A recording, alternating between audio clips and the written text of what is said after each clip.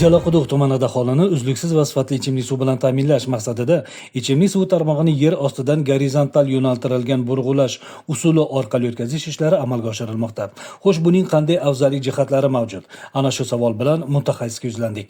Bu usulni amalda qo'llash yordamida asfalt qoplamasiga zarar yetkazilmaydi. Natijada yo'l harakati va aholining kundalik faoliyatiga to'sqinlik qilinmaydi. Shuningdek, yer ostidagi kommunikatsiyalar xavfsizligini ta'minlash mumkin bo'ladi. Eng muhimi, ishlar qisqa muddatda yuqori aniqlikda bajariladi. Qurilish jarayoniga zamonaviy texnika va malakali mutaxassislar jalb etilgan bo'lib, barcha ishlar amaldagi texnik me'yorlar va xavfsizlik qoidalariga amal qilgan holda bajarilmoqda. Buni qulayligi bizni juda quvontirdi, ham ta'sirlandik.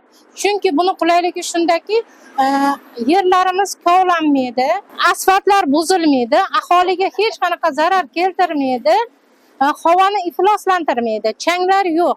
Ushbu loyiha Jalaquduq tumani aholisi uchun ichimlik suvi ta'minotini yaxshilash, suv yo'qotishlarini kamaytirish va infratuzilmani modernizatsiya qilishga xizmat qiladi.